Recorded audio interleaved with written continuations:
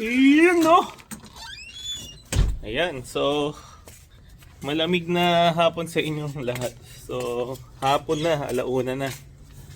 Pero napaka lamig. Okay, so ito nga pala, tinatakpan ko yung oregano natin. Pakita ko sa inyo. Okay, so nagtanim tayo ng oregano noon, ayan. Nung magsisimula na lumamig. Nabuhay ko naman, ayan. So hindi ko lang alam kung mamamatay sila ngayon. Sana hindi, sayang naman kung mamamatay. Okay, so marami yan, meron pa doon sa kabila. Tapos itong mga bakante natin na to, lalagyan din natin yan pag taniman na. So ito na yung mga bata, ready na i-transfer. Okay, so ayan, mga gutom na sila. So alam na nila pag sumipol tayo, alam na nila it's time to eat.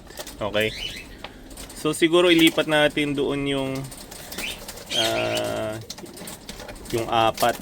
Okay, tira ko muna rito yung 3 na bata. And then dito, ayan, so may tanim din tayo dito. Hindi ko alam kung ano tawag dyan. First time ko nakapagpamunga ng ganyang karami. Actually, napakaraming bunga nung nakaraan yan. Kaya lang, nadi-disaster ng hangin. So, yan lang ang natira. Ayan, no? Tingnan yung mga wires natin, no? Automatic na nag-viewing. So, ito maganda. Paggagawa kayo ng loft, ayan, maglagay kayo ng one-way door. And then, yung replica ng Sputnik nyo, yan. Usually, noong dati, ang ginawa ko, naka-over pa sa bubong. Kaya lang, since nung nag-try ako ng Ex Machina, pwede naman palang hindi ko napasobrahan sa bubong. Okay, so additional materials pa yun, so ganyan na lang. So may mga sinubukan tayo na pinalipad from there. Mga batcher na sila. Okay, so hindi tayo nagwo-worry na mawala sila pag lumipad. Ang worry natin ngayon is napakaraming hawk talaga ngayon dito. Ayan, no? Okay, samantala, ayan, may mga ibon natin. Yung dalawa na to, hindi pa rin nangingitlog. Ito, ipapayaya na natin to. Okay, nangitlog na yung magyayaya sa kanila. Malamang dalawa na rin itlog ngayon nun, Okay. So, ito nga pala ito yung Porsche natin. Kalahati nito is Mona Lisa. Okay, tsaka Red Monkey Phantom, yan. So, kapatid niya sa nanay, yung nag-number 63 natin sa One Love Race. Ayan. Yung optional. Ayan yung optional, 401 mile. Na race, kapatid niya yan, kalahati sa nanay. Okay, and then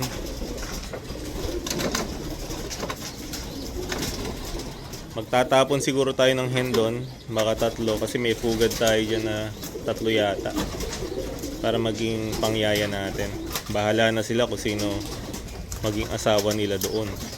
Okay, yan ang plano natin.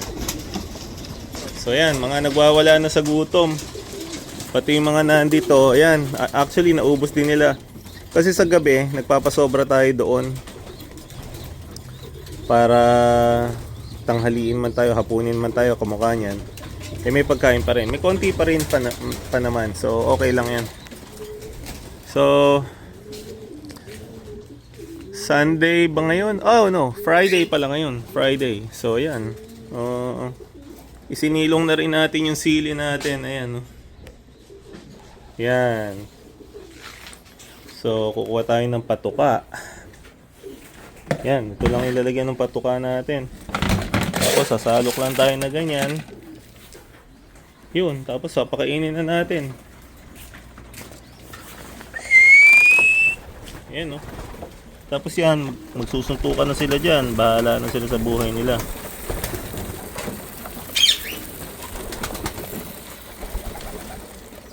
Yan. Tapos sarado ko na. Okay?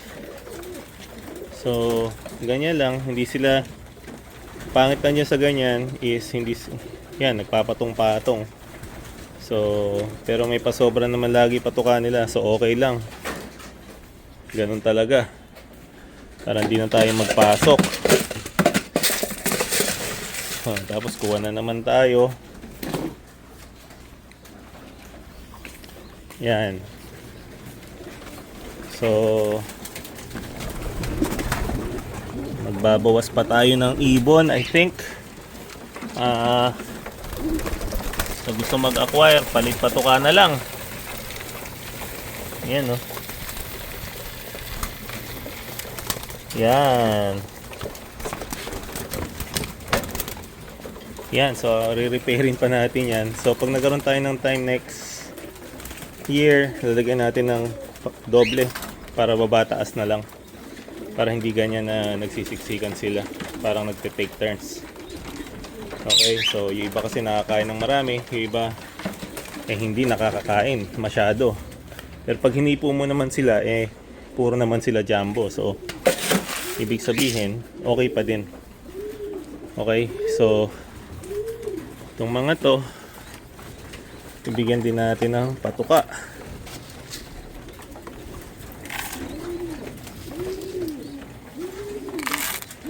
Yan, ganyan-ganyan lang. So, dinadalawa ko lang kasi dalawa lang naman sila. Ganun din dito sa kabila. Yan. Okay na sa kanila yan. Tapos dito, okay, pause muna na. Okay, so naputol yung video natin. Tapos may tumatawag, ayan. So, pakain tayo ng flyers natin. So yun yung flyers natin. Dapat pag nagpakain kayo ganyan, kailangan yung nagpapatayan na ganyan. Okay? So tingnan nyo, hindi sila mapakali. So next time, lalagyan natin ng bakod yan para walang nagpupunta mismo sa patukaan. Ayan, o. Para walang bumabox out. Okay? So almost 7 feet yung patukaan na yan. Patukaan. Kulang mga 6.5 lang siguro. Yeah. So, tapos ayun, yung nililinis natin na yun, madumi na naman. So, alam niya na gagawin natin. Maglilinis na naman tayo. Ang maganda lang, dahil nilagyan natin ng ganon, yun lang talaga yung lilinisin mo. Kasi yung sa poop tray, wala pa halos. Ayan. So, lilinisin natin yan ngayon. Tsaka ito, pakita ko sa inyo kung ano maganda dito sa like ito sa Taiwan cage, kung ano ginagamit namin panglinis. Okay, pakita ko na sa inyo ngayon pa lang, pakita pa ng iba. Okay, so papakita ko sa inyo kung paano ako gaano kabilis maglinis ng Taiwan cage, yung poop tray nila. Kaya lang meron tayong sikretong gamit para mapabilis. Okay, so ito yun. So ano ba yan? Ano ba yan? Boss Jaguar. Okay, papakita ko sa inyo, ha. Ito na. So Chuck, ang susunod yung tanong, saan ba nakakakuha niyan? Okay, so yan ang hindi ko alam. Para lang yan sa exclusive lang yan para sa mga RPG. Okay? So, kung gusto mong maging RPG, alam mo na. Okay, so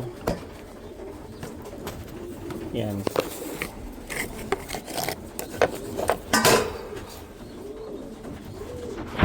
Ano ba yan?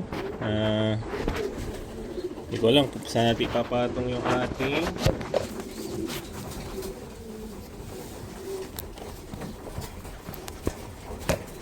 yan. Yan, at least nakikita nyo na. Okay.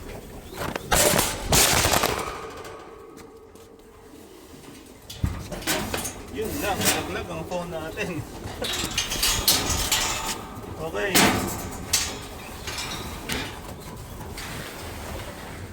Nalaglag ang ating Samsung. Buti na lang maganda talaga ang ating Cover. Kung hindi, yari tayo. Okay. Kala ko nasira. Yan. So, hindi pala pwede dun. Teka, pause nga muna natin. Kainis. Nabagsak na naman yung phone natin.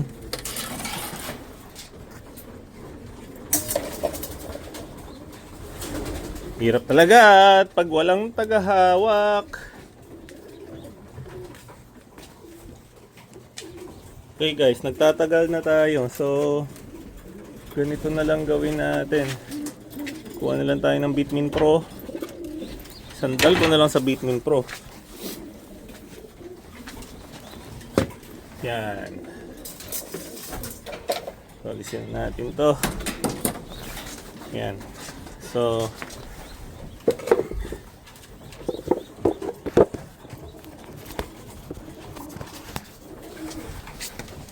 yan.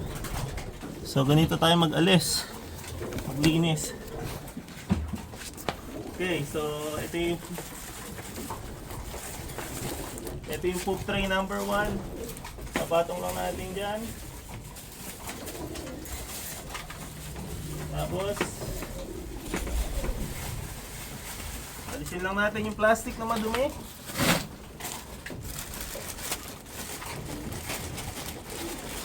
Ayun, nalagyan tayo ng dumi. Nalagyan dumi yung pantalon natin. Okay, tapos lalagyan lang natin.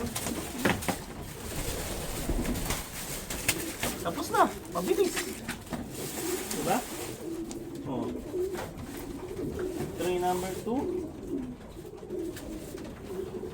So ito, inaalis nga pala natin to. Inaalis naman na natin to at nakasagabal. Okay, yung poop tray number 2 natin ay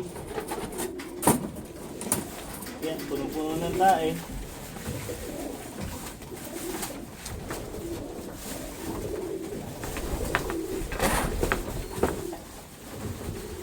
Yan, poop tray number 2.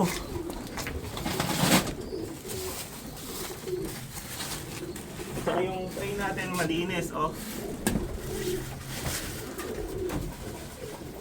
Tapos, lalagyan mo lang ng condom.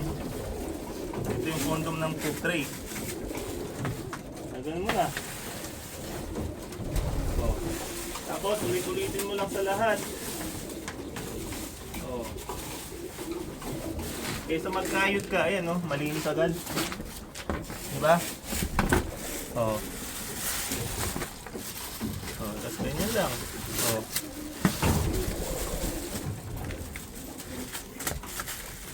May garter naman yan, oh. Ayan, oh. Yan. So, nireserval talaga natin to para sa winter time. Para hindi babaho. Ayan, oh. Tapon ko lang ng tapon. Diba? Shoutout kay, sa sponsor natin. Sponsored tong ating plastic ng poop tray. Kay Kuyang Oscar. Kay Golden Kingpin. Siya ang sponsor namin pagdating sa plastic na yan. Okay? So ganyan lang, kabilis maglinis ng poop tray. Linis, di ba? Maganda, hindi ka pa nagkakayod. Daldal tayo ng daldal. Sana nakikita nyo ito sa camera. Kasi nga, wala tayong kinapit yung camera natin. Okay. Oh, oha. Tapon lang ng tapon. Tapon, kabit.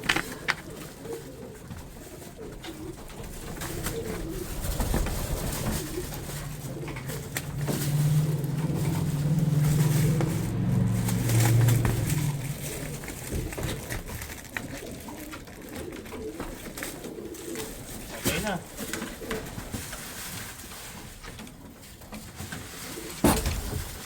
pag winter, mapapansin nyo, pag overdue na yung dumi ng ibon nyo, nagkakamolds na.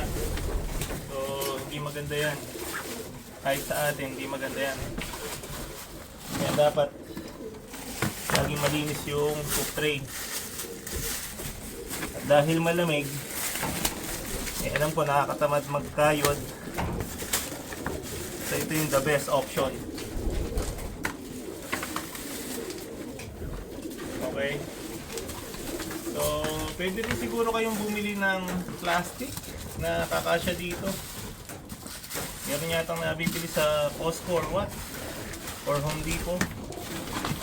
Pero itong ginagamit namin na to, mas madali talaga. Ayun o, tapos na tayo. Ito na yung last.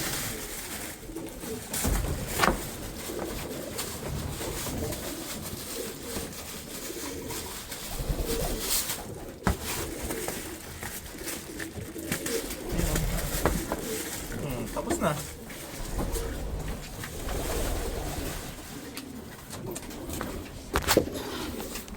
Okay, tingnan nyo, ang bilis. So, natapos na agad natin, ganun lang. So, ito ginagamit natin. Nag-sponsor sa atin yan is si Kuyang Oscar. Okay? So, tapusin ko lang yung ginagawa ko. Tsaka yun doon, lilinisin ko muna yung nandito. Okay, linisin ko muna yan. And then, pasok na tayo. Napakalamig. Okay guys, so nakapaglinis na tayo ng poop tray. Pati ito, poop tray nito, yan, yan. Tapos yung ito. Tapos nakahid na rin natin yung ilalim. Yung sapuhan ng tayo doon, no? Yun. Yun, no? Yun, nakahid na din natin yun. Okay, hindi natin sila pinagkakalinis kasi alam niyo naman tataihan lang din uli yan, eh. Okay? Ayun nga pala si boss, tingnan natin kung pupunta. Hey boss! Come here. Boss, come here. Come here. Kinukumusta ka na nila? Natanong kung marunong ka pa din.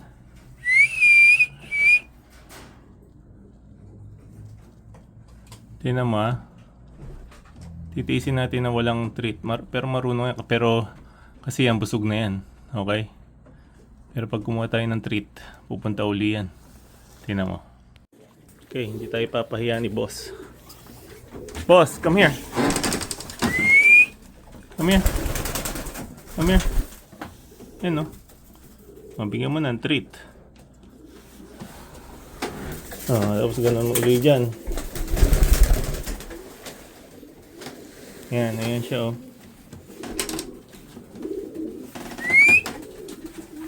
Tawagin natin siya. Boss, come here.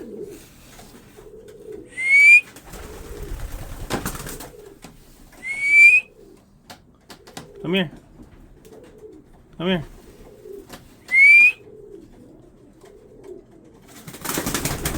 Nalangan. Boss, come here. Come here. Naalangan siya. Come here. Kunin natin muna. Tiga. Come here. Kulang sa practice. Mapapahiya tayo niyan, eh. Come here. Tingnan niyo naman gaano kabusog. Bukas na lang natin practicein. Bigyan muna natin siya ng treat. Kaya yan si boss. Nagmomold kaya hindi ko siya nilalabas, guys. So bigyan muna natin treat para lang ma-refresh lang siya. Pero marunong pa talaga to kahit ilabas natin. Kaya lang delikado, baka mag-decide lumipad mahok. Okay, sa February na lang siya lumipad ulit. Okay, yan si boss, oh. Yan. So yun yung hinahanap ni Skyloft, ayun yung ibon mo, pero yung grizzle na disaster na yun. Okay. Tapos yung grizzle na yun, yung ornat natin. Okay. Yan, ito yung 3/4 natin na KW. Kak yan. Yan, ganda. Papakamachong ibon. Okay. So, nilagay na rin natin yung mga Jansim natin dyan. Yung first 3 nandyan na. So, bahala na sila dyan. Okay. I'm hoping yung mga bakante na yan, malagyan pa natin ng mga Jansim. And then, kakana na tayo. Okay. So, kita nyo naman, oh, parang mga pugo. Ayan, oh. Sobrang late hatch ng mga yan. Kaya, hindi natin alam kung ano mangyayari. Ayan, oh, si boss. Boss, come here. Come here.